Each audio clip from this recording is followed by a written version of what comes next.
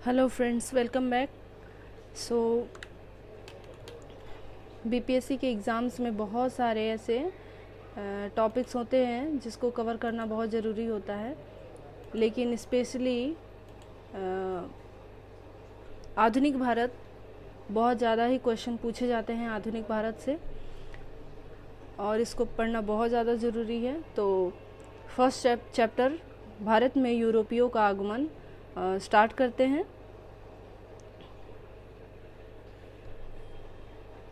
तो भारत में सबसे पहले आने वाले पुर्तगाली थे। जो पुर्तगाली थे वो सबसे पहले आए थे भारत में।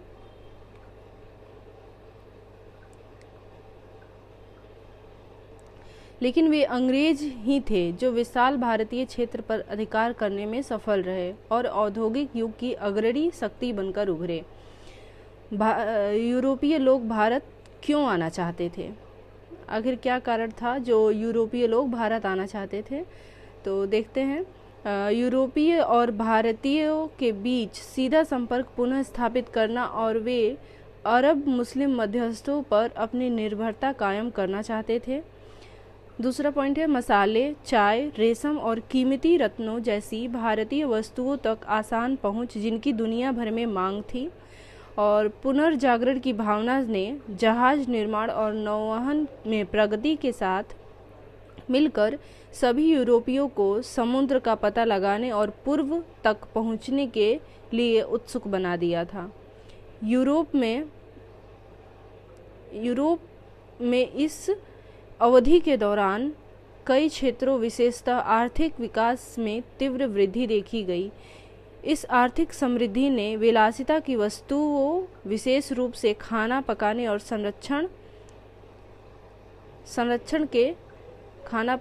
संरक्षण के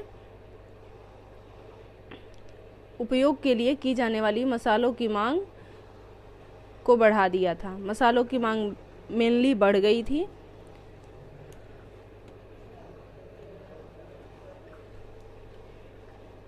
तो अब है पुर्तगालों के बारे में पूरे अच्छे से पढ़ते हैं कि पुर्तगाली क्या थे, कैसे थे, कहाँ से आए थे। तो पुर्तगाली भारत में सबसे पहले क्यों पहुँचे, मतलब पहुँचे ही क्यों? तो है पुर्तगाल इस्लाम के खिलाफ अपने प्रतिरोध में ईसाई जगत का नेतृत्व करता था। इस प्रकार वे सभी भौगोलिक क्षेत्र में अपना प्रभुत्व बढ़ाना चाहते थे। पुर्तगाल के राजकुमार हेनरी, जिन्हें नेविगेटर के नाम से जाना जाता था, को वर्ष 1454 में पोप निकोलस V द्वारा एक अधिकार पत्र दिया गया था, जिससे उन्हें भारत तक के पूर्वी तटों का अन्वेषण करने का अधिकार मिला था। वर्ष 1497 में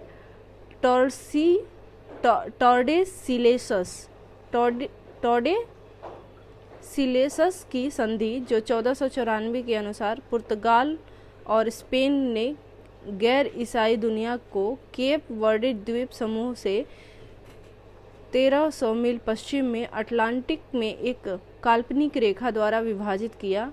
पुर्तगाल को रेखा के पूर्व के क्षेत्रों पर दावा करने और कब्जा करने का अधिकार दिया गया, जबकि स्पेन पश्चिम के क्षेत्रों के लिए ऐसा कर सकता था।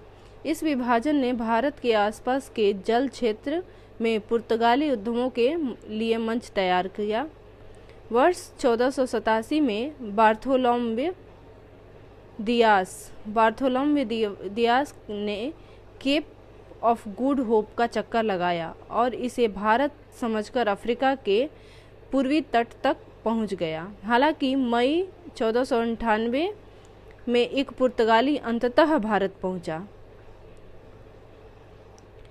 भारत में महत्वपूर्ण पुर्तगालियों के आगमन का कालानुक्रम। तो सबसे पहले आया था वास्को डिगामा। वर्ष 1498 में अब्दुल मजीद नाम के एक गुजराती नाविक के नेतृत्व में भारत पहुंचे और उनका जिमोरिन कालीकट के शासक द्वारा दोस्ताना स्वागत किया गया, जिसके माध्यम से वह काली मिर्च के व्यापार से काफ़ी मुनाफा हासिल करने में सक्षम हुए।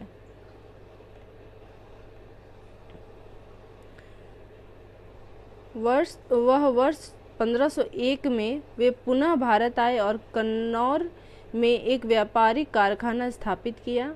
वास्को डी गामा ने 3 बार भारत का दौरा किया। फर्स्ट 1498, सेकेंड 1501 और थर्ड 1524 में। उनके तीसरी बार आगमन के 3 महीने बाद ही 1524 में कोचीन में उनकी मृत्यु हो गई। पेड्रो अल्वारेज कैब्रेल, उन्होंने मसालों के व्यापार के लिए यात्रा शुरू की और सितंबर 1500 में कालीकट में एक कारखाना स्थापित किया। जब कालीकट में पुर्तगाली कारखाने पर हमला किया गया तो संघर्ष शुरू हो गया, जिससे पुर्तगाली हालात हुए। जबकि कार्रवाई में कैब्रेल ने अरब व्यापारी जहाज़ों को जब्त कर लिया, जिससे जान माल का काफ़ी नुकसान हुआ। कैब्रेल द्वारा कालीकट पर बमबारी की गई। संघर्ष के बावजूद कैब्रेल ने बाद में कोचीन और कन्नौर में स्थानीय शासकों के साथ अनुकूलन संधियों पर सफलतापूर्वक बातचीत की। फ्रांसिस्को डी अल्मेडा, ये 1505 में पुर्तगाल के राजा ने फ्रांसिस्को डी अल्मेडा को भारत का गवर्नर नियुक्त किया। अल्मेडा का मिशन पुर्तगाली स्थिति को मजबूत करना, मुस्लिम व्यापार को नष्ट करना और अदम, हरमुज और मलक्का पर कब्जा करना था। उन्हें अजादिवा, कोचीन, कन्नौर और किलवा में किले बनाने की सलाह दी गई। उसे जमोरिन के विरोध और मिस्र के मामलुक सुल्तान की धमकी का सामना करना पड़ा। बेनिस के व्यापारियों के समर्थन से मिस्र वासियों ने पुर्तगाली हस्तक्षेप का मुकाबला करने के लिए एक बेड़ा खड़ा किया। 1507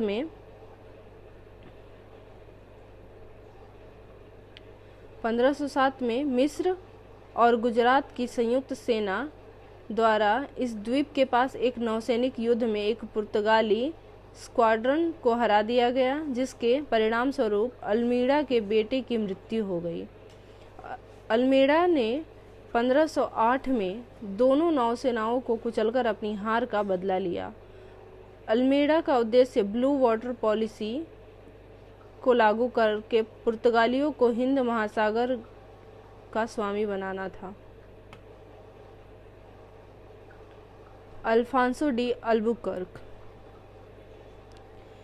ये अल्मेडा भारत में पुर्तगाली गवर्नर के रूप में सफल हुए और उन्हें पूर्व में पुर्तगाली शक्ति का वास्तविक संस्थापक माना जाता है। हिंद महासागर पर पुर्तगाली नियंत्रण बनाए रखने के लिए हरमुज, मालाबार, मलक्का के साथ लाल सागर में सफलतापूर्वक अड्डे स्थापित किए। उन्होंने अन्य जहाज़ों के लिए कार्टेज सिस्टम शुरू किया। वर्ष 1510 में बीजापुर सुल्तान से गोवा का अधिग्रहण किया, जो सिकंदर महान के बाद यूरोपीय तंत्र में पहला भारतीय क्षेत्र बन गया।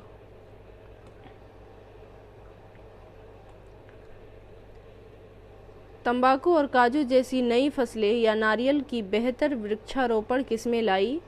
ईसाई जगत के पुर्तगाली नेतृत्व के कारण मुसलमानों का घोर उत्पीड़न हुआ। अल्बुकर्क ने सती प्रथा को समाप्त कर दिया और पुर्तगाली पुरुषों को स्थानीय लड़कियों से शादी करने के लिए प्रोत्साहित किया। गोवा और उत्तरी प्रांत में पुर्तगाली निवासी जमींदार बन गए, जिससे नई फसलें और बुनियादी ढांचा स्थापित हुआ। नीनो डी कुन्हा नवंबर 1529 में भारत में पुर्तगाली गवर्नर बने। वह वर्ष 1530 में पुर्तगाली सरकार का मुख्यालय कोचीन से गोवा स्थानांतरित कर दिया गया। गुजरात के बहादुर शाह ने वर्ष 1534 में हुमायूं के साथ अपने संघर्ष के दौरान पुर्तगालियों से मदद मांगी। उन्होंने बेसिन द्वीप को उनकी निर्भरता पर सौंप दिया और पुर्तगालियों का द्वीप में एक आधार बनाने का वादा किया। वर्ष 1536 में जब हुमायूं गुजरात से वापस चला गया तो संबंधों में विकृति आ गई। शहर के निवासियों के पुर्तगालियों से लड़ने के कारण संघर्ष उत्पन्न हुआ। बहादुर शाह का उद्देश्य विभाजन की दीवार खड़ी करना था, जिससे पुर्तगालियों के साथ बातचीत शुरू हो सके। वर्ष 1537 में बातचीत के दौरान गुजरात के शासक को पुर्तगाली जहाज पर बुलाया गया और उसकी हत्या कर दी गई। कुन्हा का लक्ष्य बंगाल में पुर्तगाली प्रभाव को बढ़ाना तथा पुर्तगाली नागरिकों को हुगली में अपना मुख्यालय बनाकर बसाना था। पुर्तगालियों के लिए अनुकूल परिस्थितियां। गुजरात को छोड़कर जिस पर महमूद बेगड़ा का शासन था, भारत ने अन्य सभी हिस्से खंडित राज्यों के अधीन थे और उनके पास एक मजबूत नौसेना नहीं थी।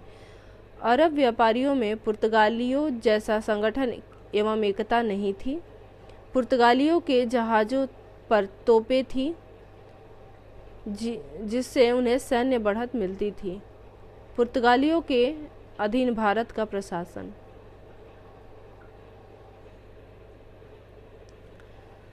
पुर्तगाली नियंत्रण के अधीन प्रदेशों का भौगोलिक विस्तार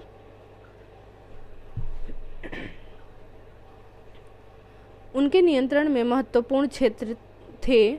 गोवा, मुंबई, दमन और दीव, साथ ही दक्षिण में व्यापारिक चौकी और पूर्वी तट पर सैन्य चौकियां जैसे चेन्नई में सेंट थॉमस और तमिलनाडु में नागपट्टनम। मंगलोर, कालीकट, कन्नौर और कोचीन जैसे शहर पुर्तगालियों के महत्वपूर्ण व्यापार केंद्र बन गए। 16वीं शताब्दी में पश्चिम बंगाल में हुगली एक बहुत ही महत्वपूर्ण बस्ती बन गई। प्रशासन की संरचना। वायसराय प्रशासन का प्रमुख होता था और उनका कार्यकाल 3 वर्ष का होता था। बाद के वर्षों में वायसराय को सचिव के साथ साथ एक परिषद का भी समर्थन प्राप्त होता था। वेदोर दा फडेंजा दूसरा सबसे महत्वपूर्ण अधिकारी था, जो राजस्व, कार्गो और बड़े बेड़े के प्रेषण के लिए जिम्मेदार था।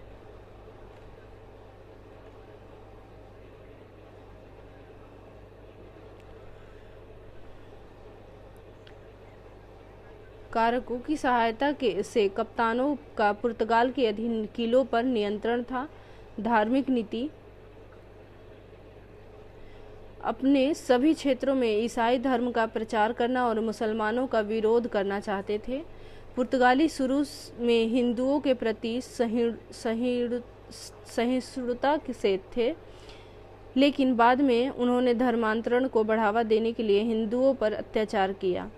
पादरी रोडक्लफो एक्वाविव और एंटोनिया मानसेरेट को वर्ष 1580 में मुगल सम्राट अकबर के दरबार में भेजा गया और उनके साथ सम्मानपूर्वक व्यवहार किया गया। हालांकि लगातार प्रयासों के बाद भी अकबर को परिवर्तित करने की पुर्तगाली उम्मीदें कभी भी वास्तविकता नहीं बन पाई। मुगलों के साथ राजनीतिक संबंध।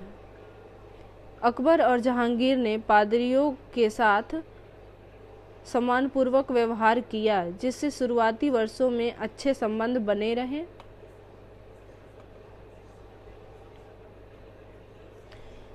वर्ष 1608 में British captain William Hawkins Jahangir के दरबार में आया और उनका पक्ष लिया, जैसे कि उन्हें दी गई व्यापारिक सुविधाएं देकर जाना जाता है। इससे पुर्तगालियों को हिंद महासागर में उनके नए प्रतिद्वंदी अंग्रेजों के खिलाफ जवाबी कार्रवाई करने के लिए मजबूर कर दिया। पुर्तगाली समुद्री डकैती के कृत्यों ने भी मुगल सरकार को परेशान कर दिया, जिससे संबंध तनावपूर्ण हो गए। शाहजहां के शासनकाल में पुर्तगालियों ने वे सभी सुविधाएं खो दी जिन्हें सम्राट अकबर के समय से मुगल दरबार में प्राप्त थी। उन्होंने नमक के निर्माण पर एकाधिकार कर लिया, अपना एक कस्टम हाउस बनाया और तंबाकू पर शुल्क लगाने को सख्ती से लागू करना शुरू कर दिया।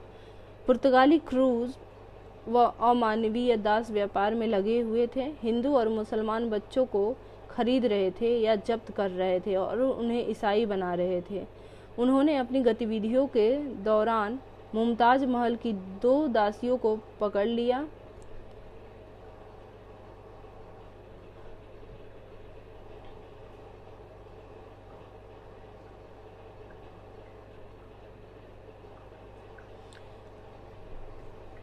जवाब में शाहजहां ने बंगाल के गवर्नर कासिम खान को पुर्तगालियों के खिलाफ कार्रवाई करने का आदेश दिया।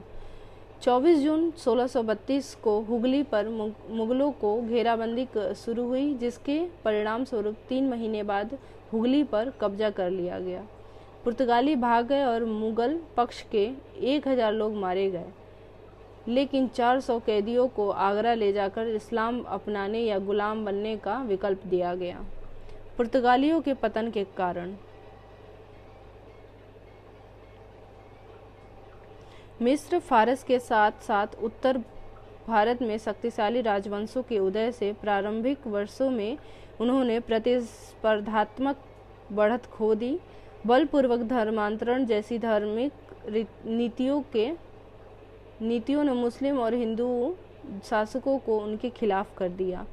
समुद्री लुटेरे के रूप में पुर्तगालियों की बदनामी और हिंसा के अत्यधिक प्रयोग से स्थानीय शासकों में आक्रोश फैल गया। बाद में पुर्तगाल ने अपनी उपनिवेशी गतिविधियों के लिए अपना ध्यान ब्राज़ील पर केंद्रित कर दिया, जिसके कारण भारतीय क्षेत्रों की उपेक्षा हुई। अब पहले गोवा की जगह ब्राज़ील पुर्तगाल के विशेष साम्राज्य का आर्थिक केंद्र बन गया। स्पेन और पुर्तगाल के संघ ने इंग्लैंड और हॉलैंड के साथ स्पेन के युद्धों पर अधिक ध्यान केंद्रित किया, जिससे भारत पर पुर्तगाली एकाधिकार का नुकसान अपरिहार्य हो गया।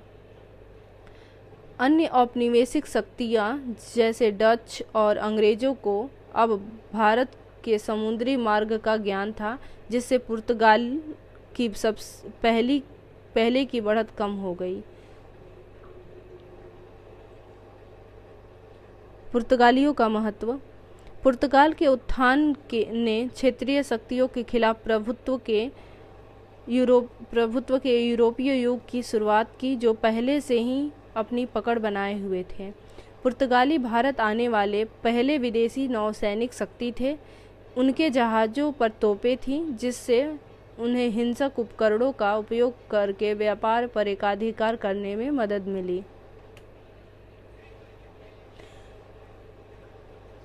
उन्होंने अपने जहाज़ों से बॉडी कवच, मैचलॉक मैन और बंदूकों के उपयोग के माध्यम से सैन्य नवाचार का प्रदर्शन किया।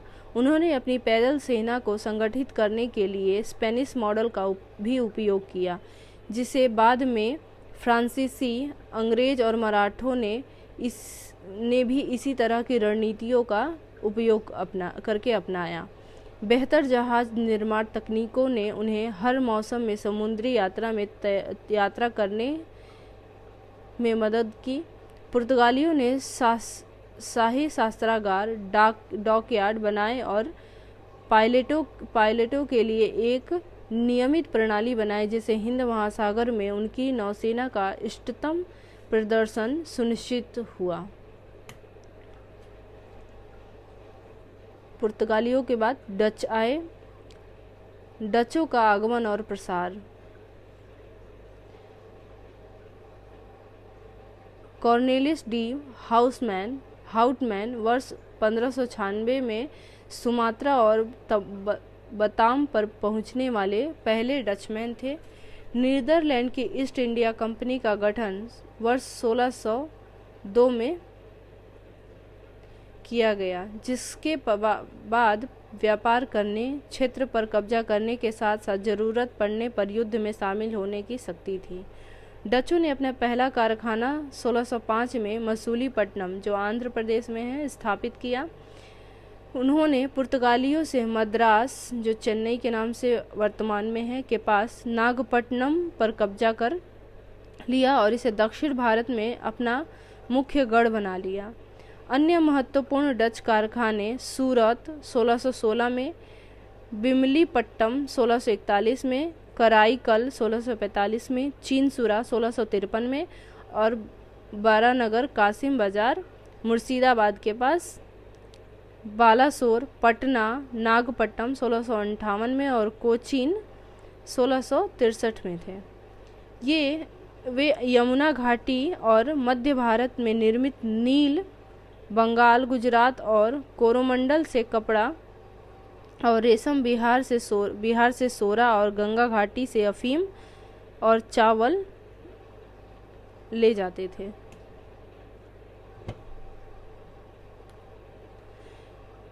काली मिर्च और मसालों के व्यापार पर डचों का एकाधिकार था। वे रेशम, कपास, नील, चावल और अफीम में भी रुचि रखते थे।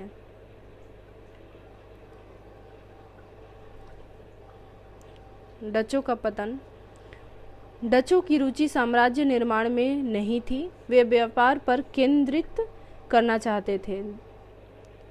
एंग्लो डच प्रतिद्वंद्विता, जैसे कि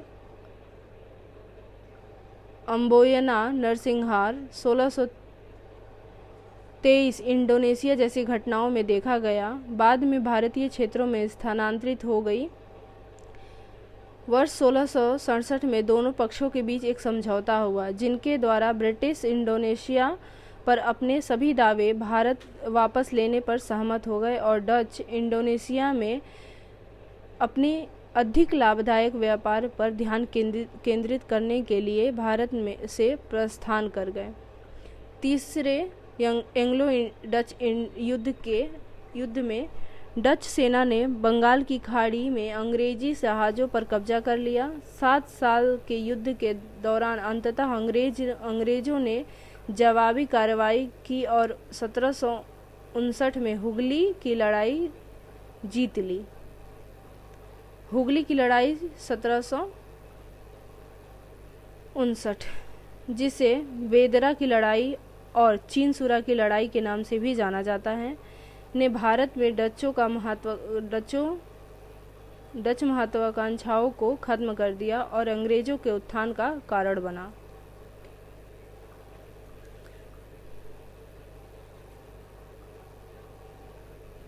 अंग्रेज वर्ष 1580 में फ्रांसीसी ड्रैक की दुनिया भर की यात्रा और 1588 में स्पेनिश आर्मडा और अंग्रेजों की जीत ने अंग्रेजों के उद्यम की एक नई भावना पैदा की।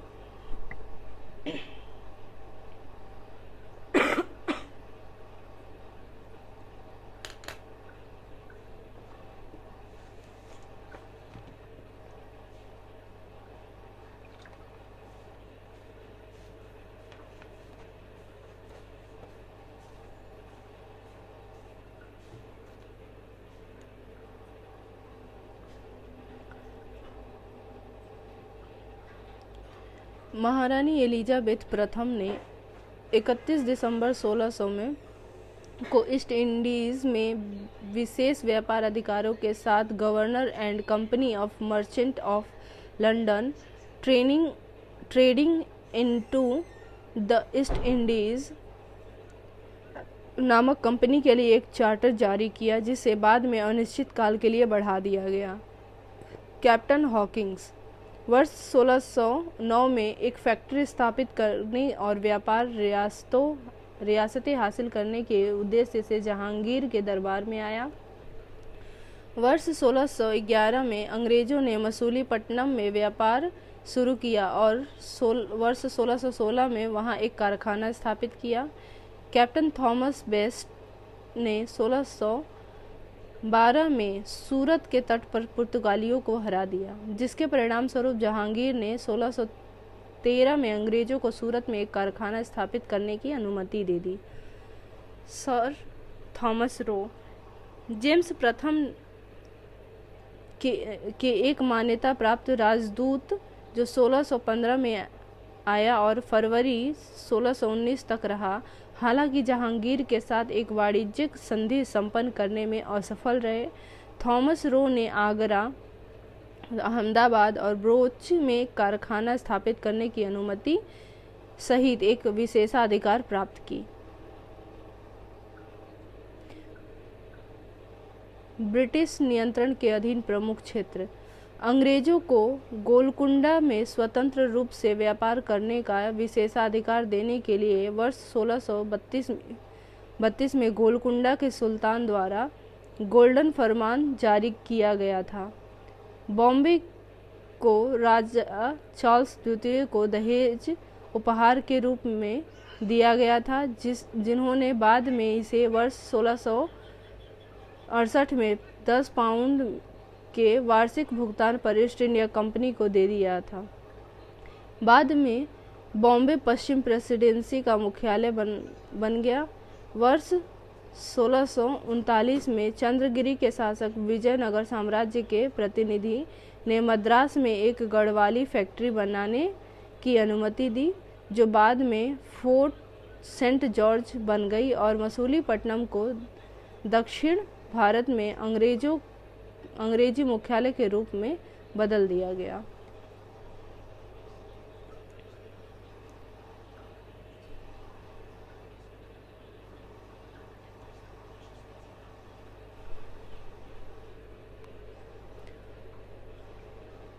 अंग्रेजों ने अपनी व्यापारिक गतिविधियों को पूर्व की ओर बढ़ाया और वर्ष 1633 में महानदी डेल्टा के हरिहरपुर और बालासोर ओडिशा में कारखाना स्थापित किया। बंगाल में शाह सूजा ने वार्षिक भुगतान के बदले अंग्रेजों को व्यापार करने की अनुमति दी। बाद में हुगली 1651 में कासिम बाजार पटना में कारखाने स्थापित किए गए। विलियम हेजेज ने एक किलेबंदी बस्ती बनाने की कोशिश की, लेकिन असफल रहा।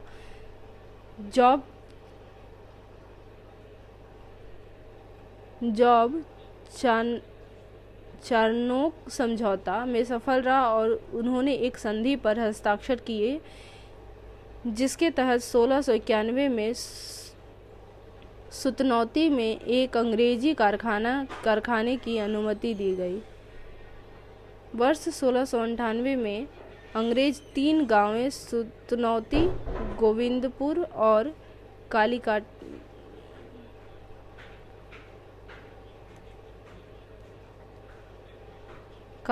जो कालीकट की जमींदारी उनके मालिकों से खरीदने की अनुमति प्राप्त करने में सफल रहे। वर्ष 1700 में इस किलेबंदी बस्ती का नाम फोर्ट विलियम रखा गया, जब यह पूर्वी प्रेसिडेंसी कलकत्ता की सीट भी बनी और सर चार्ल्स आयर इसके पहले अध्यक्ष बने।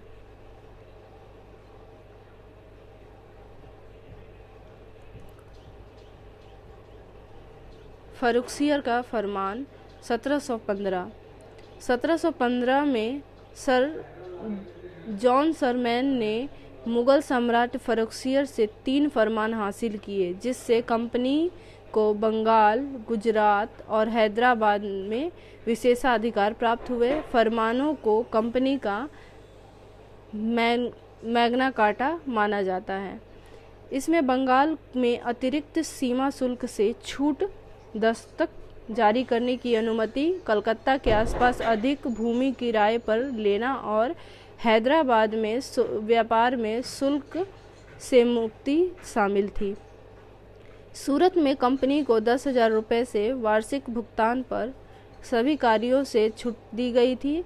बम्बई में ढाले गए कंपनी के सिक्के पूरे मुगल साम्राज्य में पहचाने जाते थे।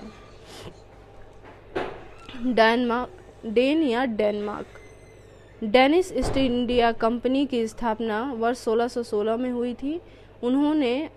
वर्ष 1620 में तंजौर के पास त्रावणकोर में अपना पहला कारखाना स्थापित किया। कलकत्ता के पास सेरामपुर उस समय की सबसे महत्वपूर्ण डेनिश बस्ती थी। सेरामपुर डेनिश वाणिज्य या राजनीतिक हितों के बजाय मशीनरी गतिविधियों में अधिक रुचि रखते थे। अगला है फ्रांसीसी। व्यापार के उद्देश्य से भारत आने वाले अंतिम यूरोपीय फ्रांसीसी थे। कंपनी डेस इंडीज ओरिएंटल्स फ्रांसीसी ईस्ट इंडिया कंपनी की स्थापना वर्ष 1664 में लुई 14वां के शासनकाल के दौरान मंत्री कोलबर्ट द्वारा की गई थी। कंपनी को हिंद और प्रशांत महासागर में फ्रांसीसी व्यापार पर 50 साल का एकाधिकार और साथ ही एक अन्य रियासतें भी मिली।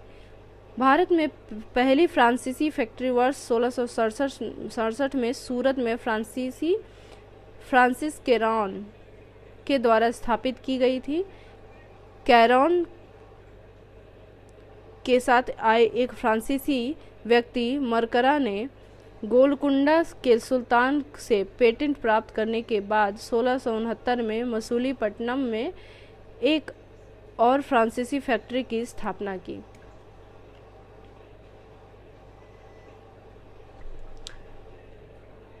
वर्ष 1673 में फ्रांसीसियों ने बंगाल के मुगल सूबेदार शाइस्ता खान से कलकत्ता के पास चंद्रनगर में एक टाउनशिप स्थापित करने की अनुमति प्राप्त की। फ्रांसीसी मार्टिन को वर्ष 1674 में शेर खान लोदी द्वारा बीजापुर और पौंडीचेरी का स्थान प्रदान किया गया था। बाद में पौंडीचेरी भारत में फ्रांसीसियों का प्रमुख केंद्र बन गया।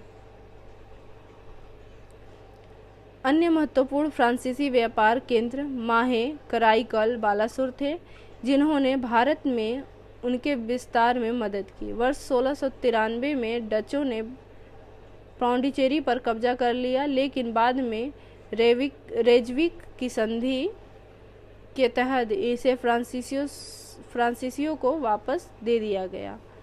बाद में 1720 और 1742 के बीच गवर्नर लेनोर और डुमास के नेतृत्व में फ्रांसीसी कंपनी को पुनर्गठित किया गया। कर्नाटक युद्ध, सर्वोच्चता के लिए आंग्ल फ्रांसीसी संघर्ष। प्रथम कर्नाटक युद्ध 1740 से 1748। कर्नाटक यूरोपीय लोगों द्वारा कोरोमंडल तट और उसके भीतरी इलाकों को दिया गया नाम था। यह ऑस्ट्रियाई उत्तराधिकार युद्ध के कारण यूरोप में हुए एंग्लो फ्रेंच युद्ध का विस्तार था।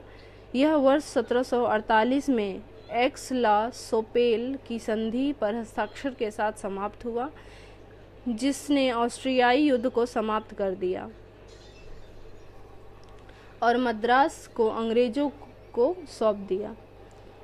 प्रथम कर्नाटक युद्ध को सेंट थॉमस की लड़ाई द्वारा चिन्हित किया गया, जहां कैप्टन पैराडाइज के तहत एक छोटी फ्रांसीसी सेना ने कर्नाटक के नवाब अनवरुद्दीन और महफूज खान को सेना को हरा दिया था। इस जीत ने दक्कन में एंग्लो फ्रांसीसी संघर्ष में एक अनुशासित सेना की प्रभावशीलता और नौसैनिक बल के महत्व को उजागर किया। द्वितीय कर्नाटक युद्ध 1749 से 1754। प्रथम कर्नाटक युद्ध में सफल फ्रांसीसी गवर्नर डुप्ले ने दक्षिण भारत में फ्रांसीसी प्रभाव को बढ़ाने का प्रयास किया। यह युद्ध निजाम उल मुल्क हैदराबाद के स्वतंत्र राज्य के संस्थापक की मृत्यु के बाद उत्तराधिकार संघर्ष के कारण हुआ, जिससे फ्रांसीसी ने दक्कन और कर्नाटक में मुजफ्फरनगर और चंदा साहिब के दावों का समर्थन किया, जबकि अंग्रेज नासिर जंग और अनवरुद्दीन के पक्ष में थे। अंबुर की लड़ाई 1749। वर्ष 1749 में मुजफ्फर जंग, चंदा साहिब और फ्रांसीसियों ने अंबुर की लड़ाई में अनवरुद्दीन को हराया। मुजफ्फर जंग दक्कन का सूबेदार बन गया और डुप्ले को कृष्णा नदी के दक्षिण में मुगल क्षेत्रों का गवर्नर नियुक्त कर दिया गया। एक अंग्रेजी कंपनी एजेंट रॉबर्ट क्लाइव ने त्रिचित्रापल्ली पर दबाव करने के लिए 1751 में अंकोर्ट पर कब्जा कर लिया। 53 दिनों में घेराबंदी के बावजूद चंदा साहब और अंकोर्ट पर दोबारा कब्जा करने में विफल रहे। वर्ष 1752 में मोहम्मद अली ने चंदा साहब को फांसी दे दी। वित्तीय घाटे के कारण 1754 में डुप्ले को वापस बुला लिया गया और गेडहुम उसका उत्तराधिकारी बन गया। अंग्रेज और फ्रांसीसी देशी विवादों में हस्तक्षेप न करने पर सहमत हुए और अपने कब्जे वाले क्षेत्रों को बरकरार रखा।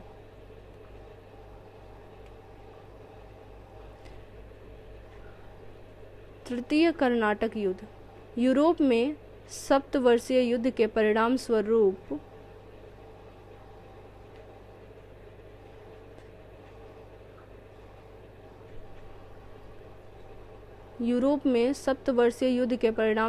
शुरू हुआ, जिसका भारत में आंग्ल फ्रांसीसी प्रतिद्वंदिता का प्रभाव पड़ा।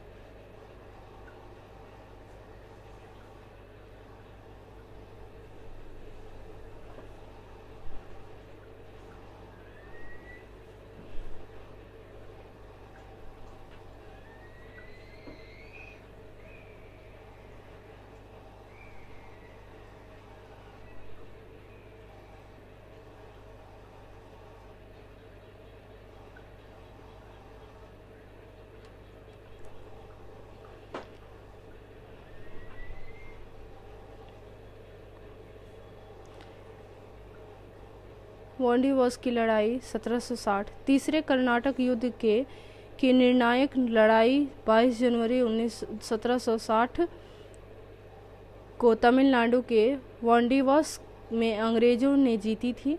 अंग्रेजों के जनरल आयरकूट ने काउंट थॉमस आर्थर डी लाली के अधीन फ्रांसीसी सेना को पूरी तरह से परास्त कर दिया और बस्सी को बंदी बना लिया।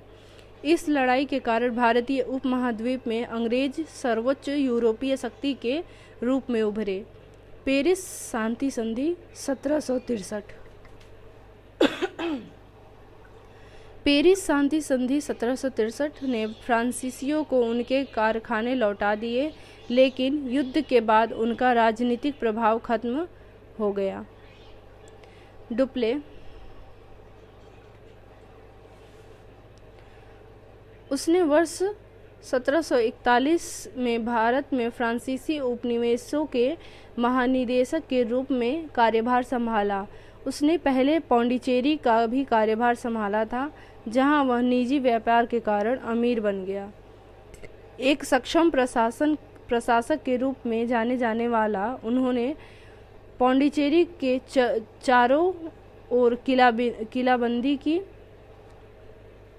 मुगल सम्राट और दक्कन के सूबेदार मुजफ्फर जंग ने डुप्ले को नवाब की उपाधि दी।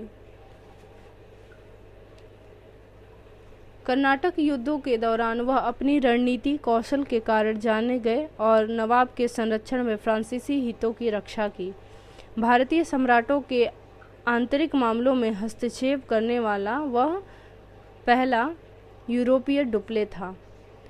उनके उम्मीदवारों हैदराबाद के लिए मुजफ्फर जंग और कर्नाटक के लिए चंदा साहब के जीतने के बाद उन्होंने डुप्ले को महत्वपूर्ण रियासतें की।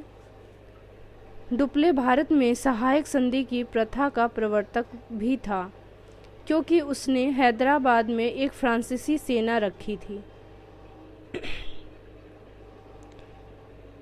द्वितीय कर्नाटक युद्ध में फ्रांसीसियों की शुरुआती हार के कारण वर्ष 1754 में डुप्ले को वापस बुला लिया गया। इसे एक ऐतिहासिक भूल के रूप में देखा जाता है, जिसके कारण अंततः अंग्रेजी प्रभुत्व स्थापित हुआ। डुप्ले की कमजोरियां।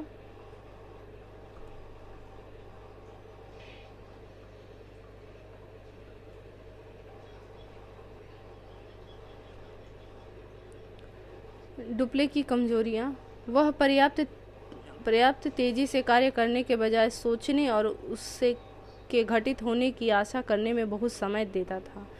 डुप्ले के निरंकुश व्यवहार के कारण फ्रांसीसियों में झगड़े होने लगे थे। उनके पास कोई सैन्य अनुभव नहीं था और न ही उसने लड़ाई लड़ी थी। इस प्रकार के विचार जमीनी हकीकत से बहुत दूर थे। फ्रांसीसी अंग्रेजों से क्यों हार गए?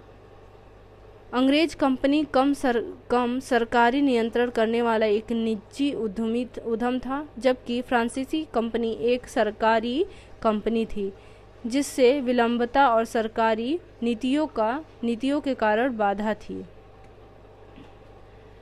अंग्रेज नौसेना की श्रेष्ठता ने उन्हें फ्रांस और भारत में उनकी संपत्ति के बीच समुद्री संपर्क को कम करने में मदद की। अंग्रेजों ने विस्तार के दौरान कभी भी अपने व्यावसायिक हितों की उपेक्षा नहीं की। इस प्रकार उनके पास युद्ध लड़ने के लिए आवश्यक धन की कमी नहीं होती थी। दूसरी ओर क्षेत्रीय महत्वाकांक्षा के अधीन अपने व्यावसायिक हितों के अधीन होने के परिणाम स्वरूप फ्रांसीसी कंपनी के आर्थिक रूप से कमज़ोर हो गई। ब्रिटिशों के पास हमेशा सर आयर कूट और रॉबर्ट क्लाइव जैसे बेहतर सैन्य कमांडर थे, जबकि फ्रांसीसियों के पास केवल एक अच्छे सैन्य रणनीतिकार के रूप में डुप्ले था। अन्य यूरोपीय शक्तियों की तुलना में अंग्रेजों की सफलता के पीछे के कारण इंग्लिश ईस्ट इंडिया कंपनी उनके प्रतिस्पर्धियों के विपरीत उनके राज्य की स्वामित्व वाली सामंतवादी थी।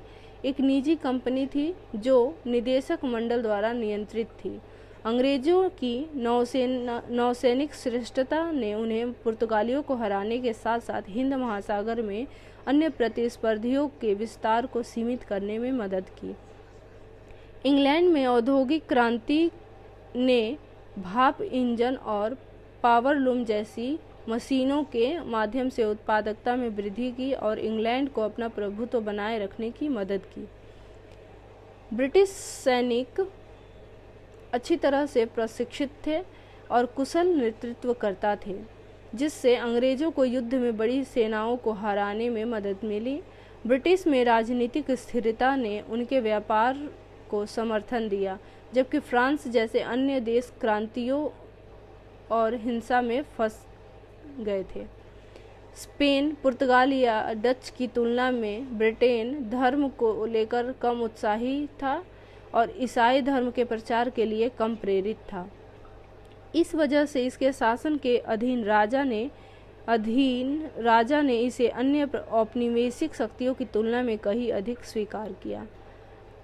बैंक ऑफ इंग्लैंड, जो दुनिया का पहला केंद्रीय बैंक था, ने अंग्रेजों को धन प्राप्त करने के लिए ऋण बाजार का उपयोग करने में मदद की। इस प्रकार कंपनी के पास अपने प्रतिद्वंदियों को हराने के लिए धन उपलब्ध रहता था। इसकी तुलना में आर्थिक रूप से ब्रिटेन के साथ प्रतिस्पर्धा करने की कोशिश में फ्रांसीसी अंततः दिवालिया हो गए।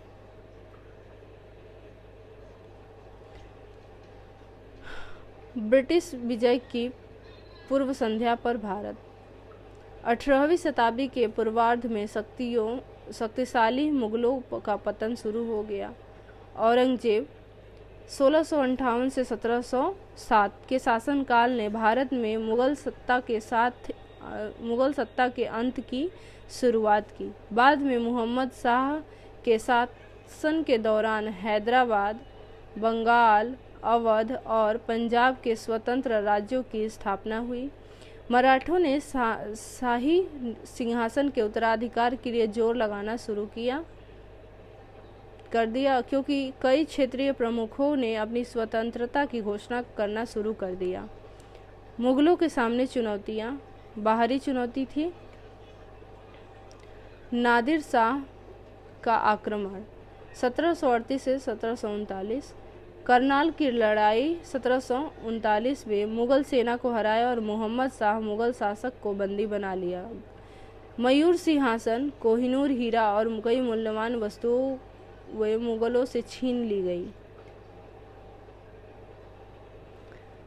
नादिर शाह ने काबुल सहित सिंधु के पश्चिम में रणनीतिक रूप से महत्वपूर्ण मुगल क्षेत्र हासिल कर लिया। इस प्रकार भारत एक बार फिर उत्तर पश्चिम से होने वाले हमलों के प्रति असुरक्षित हो गया। अहमद शाह अब्दाली का आक्रमण वर्ष 1757 में दिल्ली पर कब्जा कर लिया गया और मुगल सम्राट की निगरानी के दौरान एक अफगान कार्यवाहक को शासन सौंप दिया गया। अब्दाली ने आलमगीर द्वितीय को मुगल सम्राट और नजीब उद दौला को मीर बख्शी के रूप में मान्यता दी, जिसे अब्दाली एक एजेंट के रूप में कार्य करना था। पानीपत की तीसरी लड़ाई 1761 में अब्दाली भारत वापस आ गया और उन मराठों को हराया जिन्होंने रघुनाथ राव के नेतृत्व में दिल्ली पर कब्जा कर लिया। औरंगजेब के बाद कमजोर शासक बहादुर शाह प्रथम 1707 से 1712, इसे शाह बेखबर के नाम से भी जाना जाता है। उन्होंने मराठों, राजपूतों और जाटों के साथ शांति नीति अपनाई। बाद में सिख नेता बंदा बहादुर विद्रोह करने लगा। जहांदार शाह 1712 से 1713 जुल्फिकार खान की मदद से सम्राट बने, जिन्हें बाद में प्रधानमंत्री नियुक्त किया गया। उन्होंने सम्राट के वित्त को मजबूत करने के लिए इजरा प्रणाली की स्थापना की। जहांदार शाह ने जजिया कर समाप्त कर दिया। फर्रुखसियर 1713 से 1718 वह सैयद बदरस अब्दुल्ला खान और हैदर हुसैन अली की मदद से जहांदार शाह की हत्या के परिणाम स्वरूप सत्ता में आया, जो बाद में उनके दरबार में वजीर और मीर बख्शी बन गए। इसने धार्मिक सहिष्णुता की नीति का पालन किया, जैसे कि जजिया और तीर्थ यात्रा को समाप्त करने की जैसे कदमों में देखा गया। वर्ष 1717 का फरमान देकर अनजाने में अंग्रेजों को आगे बढ़ने में सहायता की। बाद में वर्ष 1719 में सैयद बंधुओं ने पेशवा बालाजी विश्वनाथ की मदद से फर्रुखसियर को गद्दी से हटा दिया। इस प्रकार फर्रुखसियर अपने सरदारों द्वारा मारा जाने वाला पहला मुगल सम्राट था।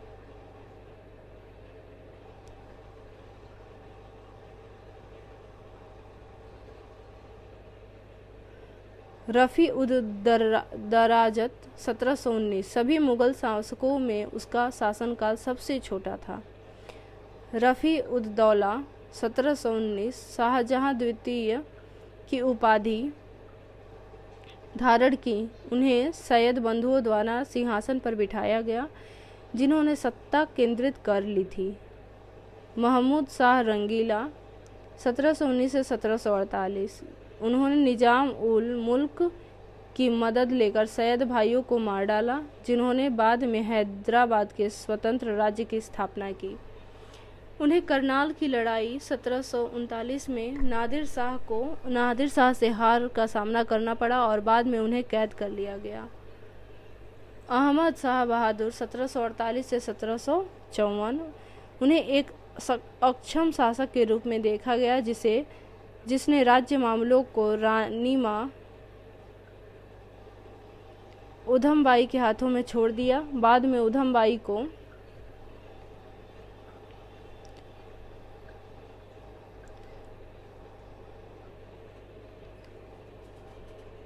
किबला ए आलम की उपाधि दी गई।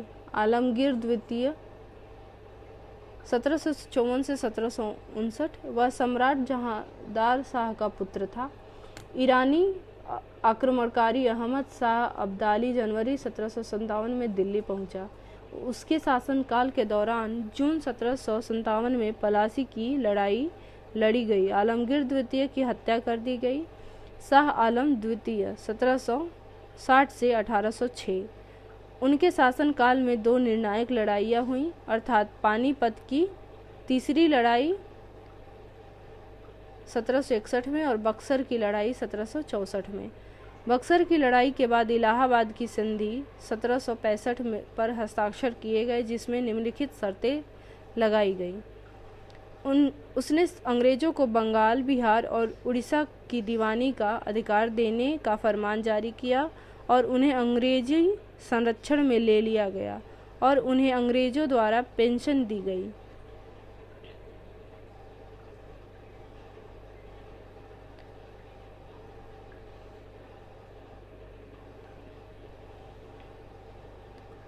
अकबर शाह द्वितीय 1806 से 1837 उन्होंने राजा राम मोहन राय को राजा की उपाधि दी। अकबर शाह द्वितीय ने राजा राम मोहन राय को राजा की उपाधि दी।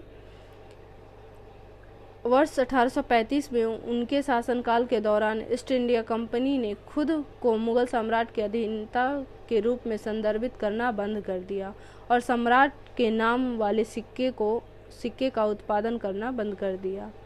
बहादुर शाह द्वितीय 1837 से 1857 अंतिम मुगल सम्राट 1857 के विद्रोह के दौरान उन्हें भारत का सम्राट घोषित किया गया था। बाद में उन्हें अंग्रेजों ने पकड़ लिया और रंगून भेज दिया।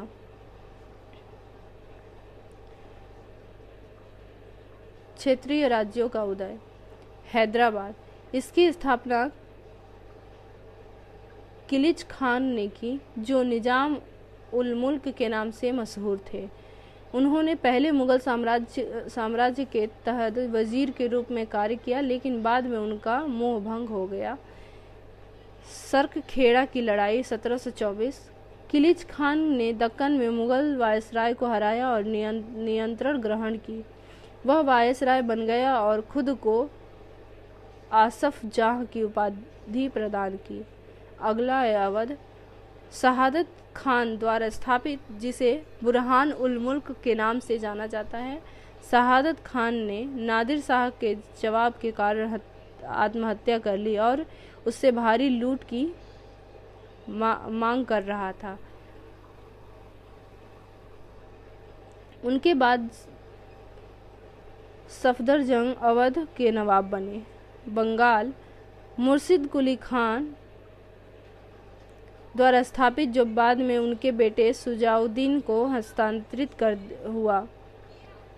बाद में अलीवर्दी खान ने अपनी सत्ता संभाली और वार्षिक कर देकर राज्य को मुगल साम्राज्य से स्वतंत्र कर दिया।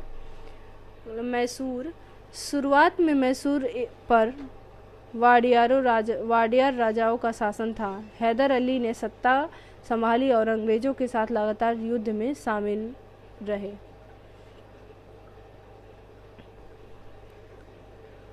केरल, मार्तंड वर्मा के अधीन केरल एक संप्रभु राज्य बन गया, जिसकी राजधानी त्रावणकोर थी। उन्होंने अपने राज्य को आगे बढ़ाने के लिए कई कदम उठाए और अपनी सेना को पश्चिमी सीमांतों के अनुसार संगठित करने का प्रयास किया। जाट वर्ष 1669 में गोकुल ने मथुरा में मुगलों के खिलाफ पहले बड़े विद्रोह का नेतृत्व किया, हालांकि यह सफल नहीं हुआ। बाद में चूड़ामण और बदन सिंह ने सफलतापूर्वक भरतपुर राज्य की स्थापना की।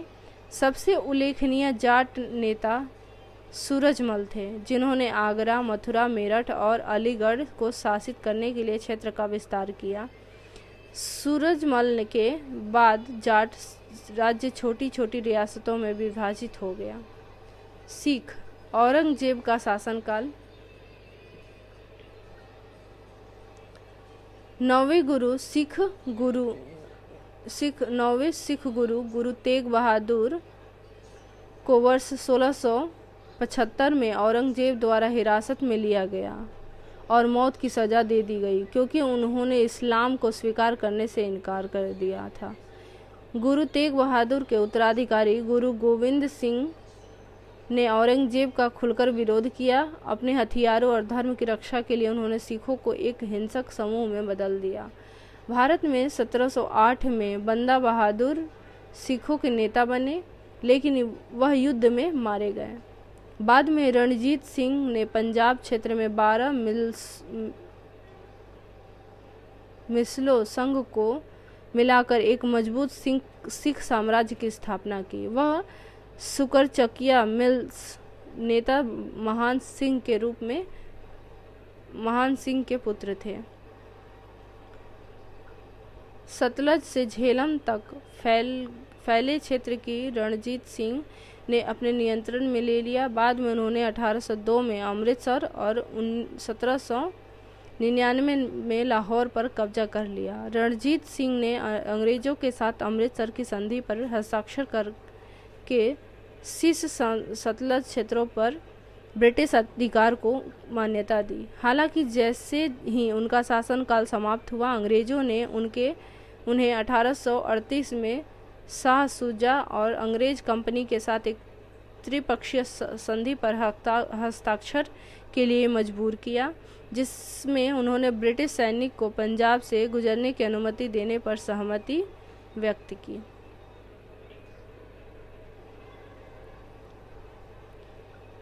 मराठा पेशवाओं के नेतृत्व में वे मुगल शासक के सबसे प्रबल प्रतिरोधियों के रूप में उभरे।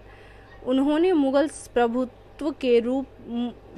प्रभुत्व के मुख्य उत्तराधिकारी होने के अधिकार का दावा किया। हालांकि वे पानीपत की तीसरी लड़ाई में अहमद शाह अब्दाली से हार गए और उनके शासन के तहत कभी भी समान भौगोलिक विस्तार प्राप्त नहीं कर सके। रोहिलखंड और फर्रुखाबाद। नादिर शाह के आक्रमण के बाद मुगलों के कमज़ोर होने के बाद रोहिलखंड साम्राज्य की स्थापना अली मुहम्मद खान ने की थी। फर्रुखाबाद साम्राज्य की स्थापना दिल्ली के पूर्व के क्षेत्र में एक अफगान मोहम्मद खान बंगस ने की।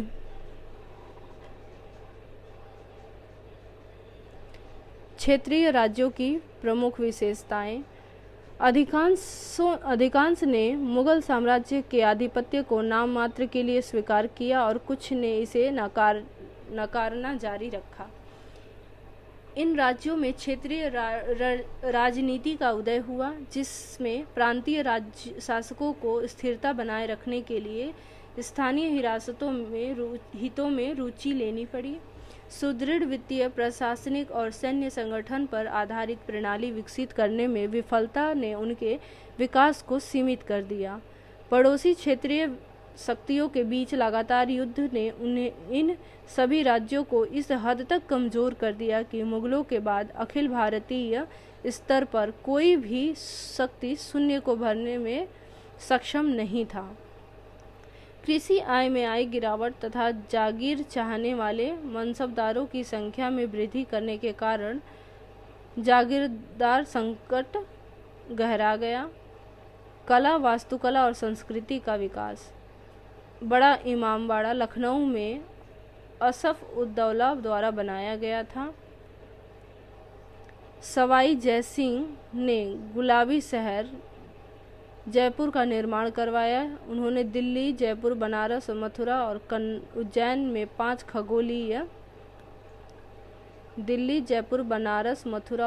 में 5 खगोलीय वेधशालाएं भी बनवाई। अंत में उन्होंने जीज मोहम्मद शाही तैयार की, जो लोगों को खगोल विज्ञान का अध्ययन करने में मदद करने के लिए समय सारणी का एक सेट था। केरल में पद्मनाभपुरम महल का निर्माण कराया। भाषा एवं साहित्य। 18वीं सदी में उर्दू भाषा शायरी का विकास हुआ। मीर कासिम, मीर सौदा, नजीर और मिर्ज़ा गालिब जैसे प्रसिद्ध उर्दू कवियों ने उर्दू को मुख्य धारा में लाने में मदद की। त्रावणकोर के शासकों ने कुंचन नाम्बियार जैसे कवियों की मदद करके मलयालम साहित्य का समर्थन किया। तमिल भाषा में सितार कविता का विकास भी तय्युम नावर 1706 से 44 जैसे कवियों द्वारा प्राप्त हुआ। वारिस शाह ने पंजाब साहित्य में रोमांटिक का महाकाव्य हीर रांझा लिखी। सिंधी साहित्य की सबसे प्रसिद्ध कविताओं में से एक रिसालो है, जो उसी समय शाह अब्दुल लतीफ़ द्वारा लिखी गई। भारत में ब्रिटिश शक्तियों का विस्तार और सुदृढ़ीकरण। भारत में ब्रिटिश सफलता के कारण अंग्रेजों के पास बेहतर हथियार, सैन्य कमांडर और साथ ही रणनीति भी थी, जो उन्हें हमेशा भारतीय शासकों की तुलना में बेहतर स्थिति में रखती थी। वेतन भुगतान की एक नियमित प्रणाली ने सैनिकों को प्रेरित और वफादार बनने में मदद की। भारतीय शासकों की तुलना में अंग्रेजों के पास एक पेशेवर सेना थी और वे कभी-कभी भाड़े के सैनिकों को भी रखते थे। योग्यता की महत्व दिया जाता था, क्योंकि कंपनी के अधिकारियों और सैनिकों की उनकी विश्वसनीयता और कौशल के आधार पर प्रभार दिया जाता था, न कि जाति या कबीले की वफादारी के आधार पर।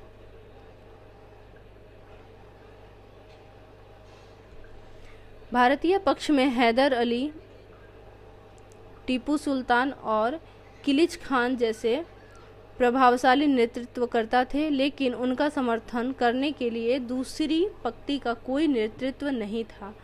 हमेशा कंपनी द्वारा आर्थिक लाभ पर ध्यान केंद्रित किया जिससे युद्ध का वित्त पोषण कर सके और साथ ही अपने शेयरधारकों को भी खुश रख सके, जबकि मराठों जैसे प्रतिस्पर्धियों को कराधान के माध्यम से राजस्व अर्जित करने के लिए अपने सैन्य अभियान बंद करने पड़े। कमज़ोर और विभाजित भारतीयों में एकीकृत राजनीतिक राष्ट्रवाद की भावना का अभाव था। उन्होंने आर्थिक रूप से समृद्ध ब्रिटिश लोगों का सामना किया और जो भौतिक उन्नति में विश्वास करते थे और अपने राष्ट्रीय गौरव पर गर्व करते थे। बंगाल पर विजय। ब्रिटिश पूर्व बंगाल की स्थिति। बंगाल एक समृद्ध प्रांत था जो यूरोप को सोरा, चावल, नील, काली मिर्च, चीनी, रेशम, कपास, कपड़ा और हस्तशिल्प निर्यात करता था। बंगाल में शासकों का कालानुक्रम। मुर्शिद कुली खान ने 1700 से 1727 तक बंगाल के दीवान के रूप में शासन किया। उनके बाद उनके दामाद सुजाउद्दीन ने 1739 तक शासन किया और उनके बाद सफराज खान ने 1 वर्ष तक शासन किया। अलीवर्दी खान ने सरफराज खान को मार डाला और 1756 तक शासन किया। उसने मुगल सम्राट को भेंट देनी भी बंद कर दिया। अलीवर्दी खान का उत्तराधिकारी उनका पोता सिराजुद्दौला था। पलासी का युद्ध 1757। युद्ध का प्रारंभ।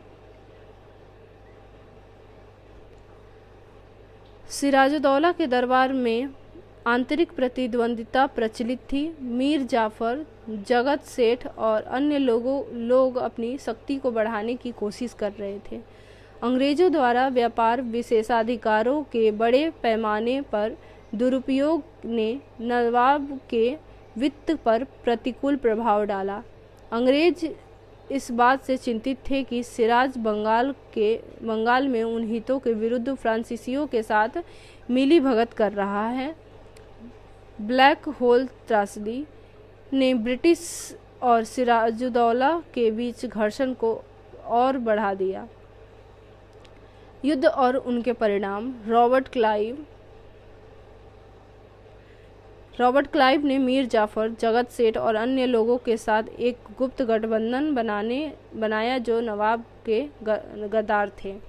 षड्यंत्र के कारण अंग्रेज आसानी से युद्ध जीत गए। अब अंग्रेजों के पास बंगाल के विशाल संसाधन थे। मीर जाफर बंगाल का नवाब बना और उसने अंग्रेजों को धन के साथ 24 परगने की जमींदारी भी दे दी। अंग्रेजों ने नवाब के दरबार में एक रेजिडेंट को तैनात किया। कलकत्ता पर उनकी संप्रभुता को मान्यता दी गई। मीर जाफर का कलकत्ता पर शासन। अंग्रेजों से परेशान होकर मीर जाफर ने डचों के साथ षड्यंत्र रचने का प्रयास किया। वर्ष 1759 में बेदरा की लड़ाई हुई और अंग्रेज जीत गए। कलकत्ता के नए गवर्नर वेंसीटॉट ने मीर कासिम मीर जाफर के दामाद का समर्थन किया और वर्ष 1760 में एक संधि पर हस्ताक्षर किए। संधि की निम्नलिखित विशेषताएं थी। मीर कासिम ने बर्दवान, मिदनापुर और चटगांव के जिले कंपनी को सौंप दिए। कंपनी को सिलहट के चूना व्यापार में आधा हिस्सा मिल गया। मीर कासिम को कंपनी को बकाया राशि का भुगतान करने के साथ साथ दक्षिण भारत में उसके युद्ध प्रयासों के वित्तपोषण में मदद करने को कहा गया। इस बात पर सहमत हुए मीर कासिम ने शत्रु कंपनी के शत्रु थे और उनके दोस्त कंपनी के दोस्त थे। मीर कासिम एक सक्षम शासक था जिसने बंगाल को मजबूत करने के लिए राजधानी को मुर्शिदाबाद से मुंगेर स्थानांतरित करना, नौकरशाही का पुनर्गठन और सेना को फिर से तैयार करना जैसे कदम उठाया। बक्सर का युद्ध 1764। युद्ध की भूमिका। मीर कासिम ने स्वतंत्रता का दावा किया जिससे कंपनी की उम्मीदों पर पानी फिर गया। कंपनी ने अपनी दस्तक का दुरुपयोग किया जिससे नवाब को वित्तीय नुकसान हुआ और इस तरह तनाव पैदा हुआ। मीर कासिम ने शर्तों को पूरी तरह से समाप्त करने का निर्णय लिया, लेकिन अंग्रेजों ने इसका विरोध किया। इससे दोनों के बीच युद्ध शुरू हो गए और जवाब में मीर कासिम ने अवध के नवाब सुजाउद्दौला और शाह आलम द्वितीय के साथ एक संघ बनाया। युद्ध के परिणाम। मेजर हेक्टर मुनरो ने अंग्रेजी सेना का नेतृत्व किया और मीर कासिम और उनके सहयोगियों पर निर्णायक जीत हासिल की। मुगल सम्राट भी अंग्रेजों से हार गए जिससे अंग्रेजों का उस क्षेत्र पर प्रभुत्व हो गया।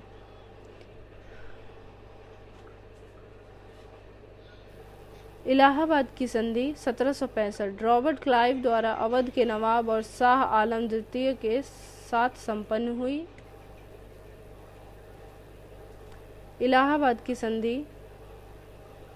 नवाब सुजाउद्दौला वे इस बात पर राजी हो गए इलाहाबाद और कारा के क्षेत्र को सम्राट शाह आलम द्वितीय को सौंप देंगे। युद्ध क्षतिपूर्ति के रूप में कंपनी को 50 लाख रुपए भुगतान करेंगे। बनारस के जमींदार बलवंत सिंह को उनकी संपत्ति का पूरा अधिकार दिया जाएगा। शाह आलम द्वितीय वे कंपनी के संरक्षण में इलाहाबाद में निवास करने पर सहमत हुए। 26 लाख रुपए के वार्षिक भुगतान के बदले ईस्ट इंडिया कंपनी को बंगाल, बिहार और उड़ीसा की दीवानी देने का फरमान जारी किया गया। उक्त प्रांतों में निजाम कार्यों, सैन्य, रक्षा, पुलिस और न्याय प्रशासन के बदले में कंपनी को 53 लाख रुपए अदा करने का प्रावधान किया गया था। बंगाल में द्वैध शासन 1765 से 1772 रॉबर्ट क्लाइव द्वारा प्रस्तुत किया गया, जिसमें कंपनी और नवाब दोनों का शासन था। कंपनी के पास प्रशासनिक, निजामत और दीवानी दोनों अधिकार थे, जो उन्हें क्रमशः बंगाल के सूबेदार और सम्राट से मिले थे।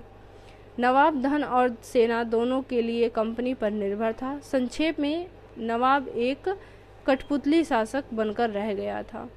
दोहरी व्यवस्था के कारण प्रशासनिक व्यवस्था चरमरा गई, जिसमें न तो कंपनी और न ही नवाब को जनता के कल्याण की परवाह थी। अंततः वॉरेन हेस्टिंग ने दोहरी सरकार प्रणाली को समाप्त कर दिया। कंपनी के विरुद्ध मैसूर का प्रतिरोध। अंग्रेजों से पहले मैसूर तालीकोटा युद्ध 1565। तालीकोटा युद्ध 1565 में हार के कारण विजयनगर साम्राज्य के पतन के बाद वोडियार वंश ने मैसूर पर शासन किया। बाद में हैदर अली ने शाही अधिकार छीन लिया और 1761 में मैसूर का वास्तविक शासक बन गया और मैसूर की रक्षा के लिए सेना को मजबूत करने के उपाय किए। हैदर अली ने फ्रांसीसियों की सहायता से डिंडीगुल, जो अब तमिलनाडु में है, एक हथियार फैक्ट्री की स्थापना की और उन्होंने पश्चिमी शैली की सैन्य प्रशिक्षण भी शुरुआत की। उन्होंने 1761 से 1763 में डोड, बल्लापुर, सेरा, बेदनूर और होसकोट पर कब्जा कर लिया और दक्षिण भारत के पोलीगरों को अपने अधीन कर लिया। 1764 से 1776 के दौरान हैदर अली ने मराठों पर कई बार छापे मारे। प्रथम आंग्ल मैसूर युद्ध 1767 से 1769।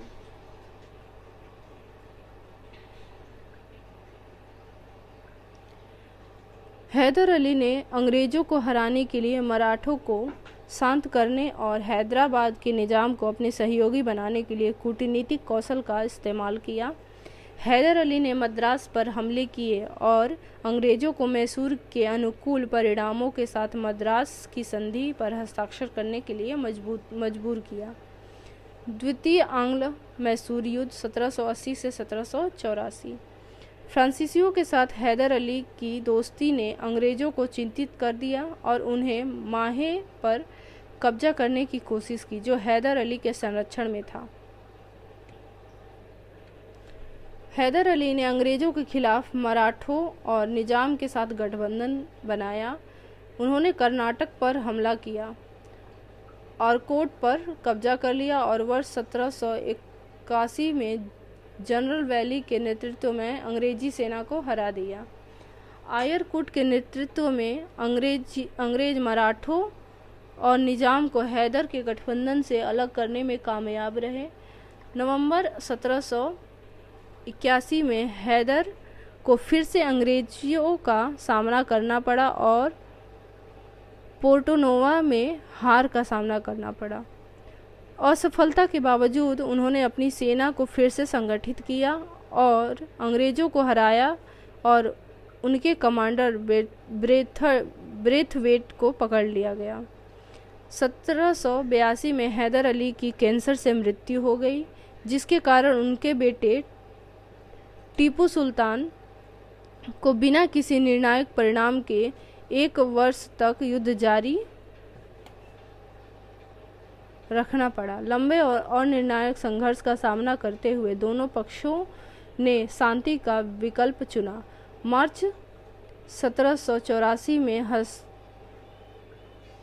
मैंगलोर की संधि ने शत्रुता के दौरान प्रत्येक पक्ष द्वारा लिए गए क्षेत्रों की वापसी का समझौता किया। तीसरी आंग्ल मैसूर युद्ध 1792। टीपू और त्रावणकोर राज्य के बीच एक विवाद अंग्रेजों द्वारा त्रावणकोर का पक्ष लेने के कारण युद्ध में बदल गया। अंग्रेजों ने श्रीरंगपट्टनम पर आक्रमण किया और अपने आक्रमण में सफल हुए। 1792 में श्रीरंगपट्टनम की संधि के परिणाम स्वरूप महत्वपूर्ण क्षेत्रीय परिवर्तन। अंग्रेजों ने बारामहल, डिंडीगुल और मालाबार पर नियंत्रण हासिल कर लिया। मराठों ने तुंगभद्रा के आसपास के क्षेत्रों पर कब्जा कर लिया। निजाम ने कृष्णा से पेन्नार तक के क्षेत्रों पर कब्जा कर लिया। टीपू सुल्तान को 3 करोड़ रुपए की युद्ध क्षतिपूर्ति का भुगतान करने के लिए बाध्य किया गया, जिसमें से आधा तुरंत भुगतान किया जाना था और बाकी किस्तों में प्रदान किया जाना था। टीपू के 2 बेटों को अंग्रेजों ने बंधक बना लिया।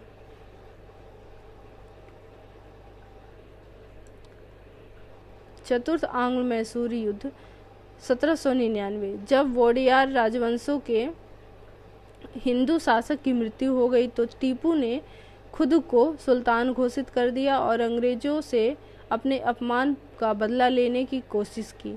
नया governor general Lord Wellesley Tipu की फ्रांसीसियों के साथ मित्रता को लेकर चिंतित था और उसने उन्हें दंडित करने का निर्णय लिया। टीपू सुल्तान और अंग्रेजों के बीच युद्ध 17 अप्रैल 1799 को शुरू हुआ, जो 4 मई 1799 को श्रीरंगपट्टनम पर कब्जे के साथ समाप्त हुआ। टीपू को अंग्रेज जनरल स्टुअर्ट और हैरिस के हाथों हार का सामना करना पड़ा। लॉर्ड वेलेस्ली के भाई आर्थर वेलेस्ली ने भी संघर्ष में भाग लिया। अंग्रेजों को मराठों और निजाम से समर्थन मिला। उनकी सहायता के लिए क्षेत्रीय लाभ का वादा किया गया। मैसूर के पिछले हिंदू शाही परिवार के एक नाबालिग को अंग्रेजों द्वारा लागू की गई सहायक संधि प्रणाली के अधीन नए महाराजा के रूप में नियुक्त किया गया। टीपू सुल्तान के बाद मैसूर का नया राज्य एक छोटे शासक कृष्णराज तृतीय के अधीन पुराने हिंदू राजवंश वोडियारों को सौंप दिया गया, जिन्होंने सहायक संधि स्वीकार कर लिया। 1831 में विलियम बेंटिक ने मैसूर में कुशासन का दावा किया और नियंत्रण ले लिया। बाद में 1881 में लॉर्ड रिपन ने राज्य को उनके शासन को बहाल कर दिया। टीपू सुल्तान, उन्हें मैसूर का शेर भी कहा जाता है, उसने अपनी सेना का यूरोपीय मॉडल पर संगठित किया और अपने सैनिकों को प्रशिक्षित करने के लिए फ्रांसीसियों की मदद ली। वर्ष 1796 में उन्होंने एडमिरल्टी बोर्ड की स्थापना की और 22 युद्धपोतों और 20 बड़े युद्धपोतों के बेड़े की योजना बनाई। मैंगलोर, वाजिदाबाद और मालिदाबाद में 3 डॉकयार्ड का स्थापित किए। उन्हें विज्ञान के संरक्षक के रूप में जाना जाता है। उन्हें भारत में रॉकेट प्रौद्योगिकी की खोज करता माना जाता है। मैसूर में रेशम उत्पादन की शुरुआत की। टीपू ने फ्रांसीसियों को मैसूर में एक जैकोबिन क्लब स्थापित करने की अनुमति दी और वह उसका सदस्य बन गया। उन्होंने स्वयं को नागरिक टीपू कहलाने की अनुमति दी। सर्वोच्चता के लिए आंग्ल मराठा संघर्ष। बाजीराव फर्स्ट 1720 से 1740 के तहत मराठा संघ की एक प्रणाली स्थापित की गई थी, जिसमें प्रत्येक प्रमुख परिवार को प्रभाव क्षेत्र सौंपे गए, जिसमें उन्हें मराठा राजा साहू के नाम पर शासन करना था। प्रमुख मराठा परिवार इस प्रकार है: बड़ौदा के गायकवाड़, नागपुर के भोसले,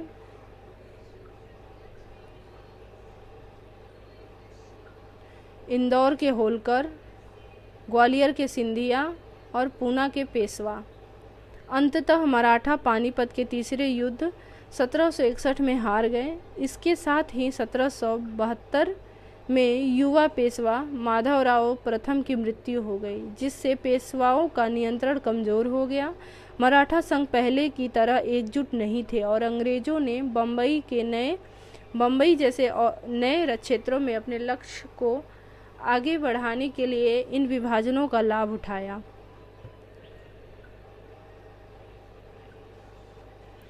प्रथम आंग्ल मराठा युद्ध 1775 से 1782।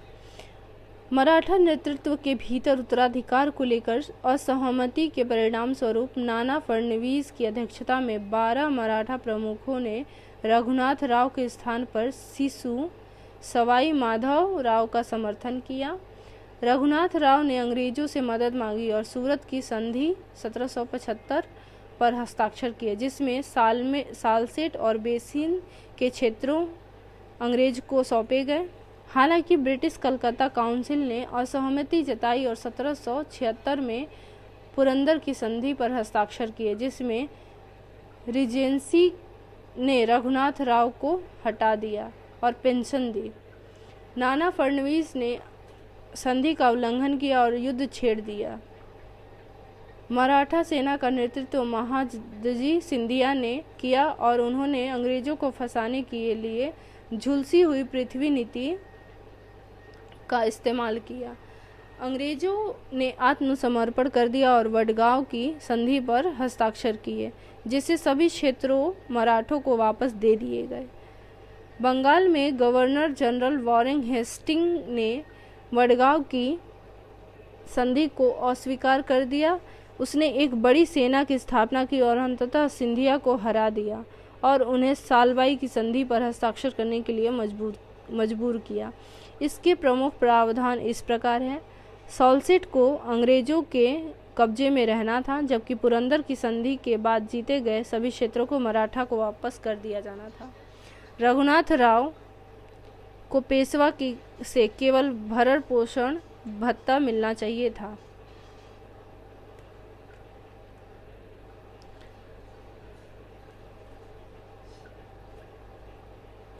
अंग्रेजों द्वारा की गई सहायता नहीं दी जाएगी। पेशवा को किसी अन्य यूरोपीय राष्ट्र का समर्थन नहीं करना होगा और मराठा और अंग्रेजों दोनों को यह वचन देना होगा कि उनके सहयोगी एक दूसरे के साथ शांति से रहें। तृतीय आंग्ल मराठा युद्ध 1803 से 1805। आगे मराठों के बीच विभाजन के कारण अंग्रेजों को मराठा मामलों में हस्तक्षेप करने का मौका मिला। वर्ष 1800 में नाना फडणवीस की मृत्यु से अंग्रेजों को अतिरिक्त लाभ प्राप्त हुआ। जैसे ही जसवंत राव ने उन पर आक्रमण किया, बाजीराव द्वितीय घबराकर भाग गए। उन्होंने अंग्रेजों के साथ बेसिन की संधि 1802 पर हस्ताक्षर किए, जिसमें निम्नलिखित प्रावधान थे। पेशवा को कंपनी से 6000 से अधिक सैनिक को देसी पैदल सेना प्राप्त होगी। पेशवा ने सूरत शहर को आत्मसमर्पण करने के साथ साथ कंपनी को अतिरिक्त क्षेत्र भी सौंप दिए। पेशवा को किसी भी राष्ट्र के यूरोपीय लोगों को अंग्रेजों के साथ युद्ध में नियुक्त नहीं करना चाहिए और साथ ही अन्य राज्यों के साथ अपने संबंधों को अंग्रेजों के नियंत्रण में नहीं रखना चाहिए। पेशवा ने सहायक संधि स्वीकार कर ली, लेकिन सिंधिया और भोसले परिवारों ने मराठों के स्वतंत्रता को बचाने की कोशिश की, लेकिन फिर भी वे दोनों आर्थर वेलेस्ली के नेतृत्व में अंग्रेजों से हार गए और क्रमशः सुरजी अंजनगांव की संधि 1803 और देवगांव की संधि 1803 पर हस्ताक्षर किए गए। इसके अलावा होलकरों की हार के कारण राजपुर घाट की संधि 1806 पर हस्ताक्षर किए गए। तीसरी आंग्ल मराठा युद्ध 1817 से 1819।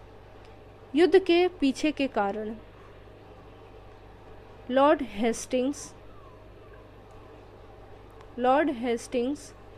का इरादा ब्रिटिश सर्वोपरिता लागू करने का था। चाय को छोड़कर चीनी व्यापार में ईस्ट इंडिया कंपनी का एकाधिकार 1813 के चार्टर्ड अधिनियम द्वारा समाप्त कर दिया गया। इसीलिए व्यापार के लिए नए बाजार तक पहुंच की आवश्यकता थी। पिंडारियों ने लूट के लिए कंपनी के क्षेत्रों पर धावा बोल दिया। इससे मतभेद पैदा हो गए क्योंकि उन्होंने मराठों पर पिंडारियों का समर्थन करने का आरोप लगाया। अन्य मराठा नेता बेसिन की संधि से आहत हुए, जिसे सिफर पेशवा के साथ एक संधि कहा गया। उन्होंने इस संधि की व्याख्या स्वतंत्रता के प्रति अपने पूर्ण समर्पण के रूप में की। पेशवा बाजीराव द्वितीय ने मराठा प्रमुखों को एकजुटता और नागपुर में रेसिडेंसी पर हमला किया। हालांकि मराठा राज्यों में खराब प्रशासन के कारण मराठा अब काफ़ी कमज़ोर हो गए। इस प्रकार अंग्रेज़ों ने जवाबी हमला किया और पेशवा और अन्य परिवारों को हरा दिया। पेशवा के साथ पूना की संधि 1817 पर हस्ताक्षर किए गए और इसी तरह की संधियों पर सिंधिया ग्वालियर की संधि 1817 और होलकर मंदसौर की संधि 1818 के साथ हस्ताक्षर किए। अंततः 1818 में मराठा संघ को भंग कर दिया गया और पेशवा पद को समाप्त कर दिया गया। अब शिवाजी के वंशज प्रताप सिंह को सतारा का शासक बना दिया गया।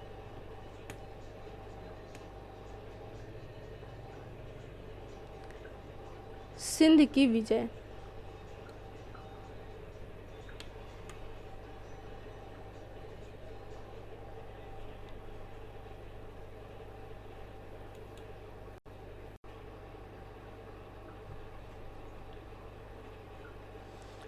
सिंध की विजय।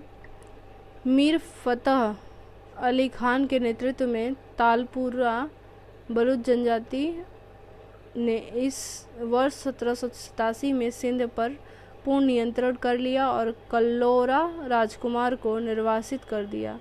तत्कालीन दुरानी राजा ने मीर फतह खान के दावे को मान्यता दी और उन्हें देश को अपने भाइयों के बीच विभाजित करने का आदेश दिया गया, जिसे 4 यार भी कहा जाता है।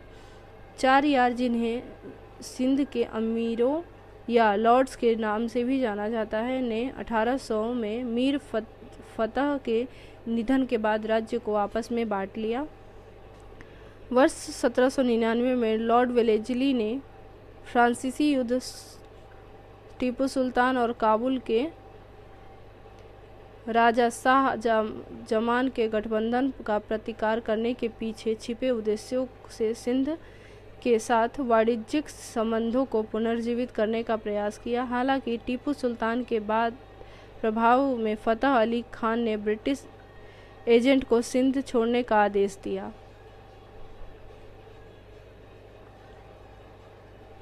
वर्ष 1807 में सिंध और अंग्रेजों के बीच शाश्वत मित्रता की संधि पर हस्ताक्षर किए गए, जिसमें दोनों पक्ष सिंध से फ्रांसीसियों को बाहर करने के साथ साथ एक दूसरे के दरबार में एजेंटों के आदान प्रदान पर सहमत हुए। बाद में 1832 की संधि पर हस्ताक्षर किए गए। विलियम बेंटिक ने अमीरों के साथ संधि पर हस्ताक्षर करने के लिए कर्नल पोटिंगर को सिंध भेजा। इस प्रावधान इस प्रकार थे। अंग्रेजी यात्रियों और व्यापारियों को सिंध के माध्यम से अप्रतिबंधित मार्ग और व्यापार के लिए सिंधु के उपयोग की अनुमति दी जाएगी। युद्धपोत नहीं चलाए जाएंगे,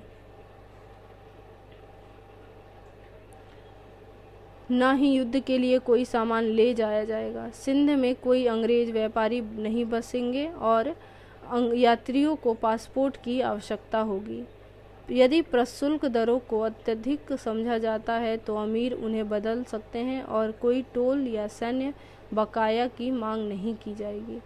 वर्ष 1836 में लॉर्ड ऑकलैंड गवर्नर जनरल बने। उन्होंने भारत पर संभावित रूसी आक्रमण रोकने और अफगानों पर जवाबी दबाव डालने की क्षमता हासिल करने की उम्मीद के दृष्टिकोण से सिंध पर विचार किया। अफगानिस्तान समस्या के समाधान के उद्देश्य से ब्रिटिश रणजीत सिंह और शाह शुजा के बीच 1838 में एक त्रिपक्षीय संधि पर हस्ताक्षर किए गए थे। रणजीत सिंह ने अमीरों के साथ अपने विवादों में ब्रिटिश मध्यस्थता स्वीकार कर ली। जब तक वार्षिक भेंट अर्पित की जाती, सम्राट शाह शुजा को सिंध में प्रभुत्व अधिकार छोड़ना पड़ा।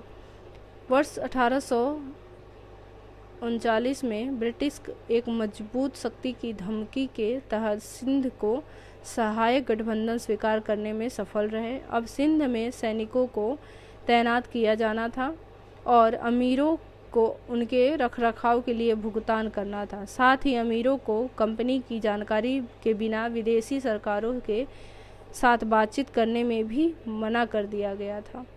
प्रथम एंग्लो अफगान युद्ध 1839 से 42 के बाद अमीरों पर अंग्रेज़ों के विरुद्ध स्वतंत्रता और असंतोष का आरोप लगाया गया। बाद में तनाव बढ़ गया और अमीरों ने अंग्रेज़ों के खिलाफ विद्रोह कर दिया। हालांकि सिंध ने शीघ्र ही आत्मसमर्पण कर दिया और अमीरों को सिंध से भगा दिया गया।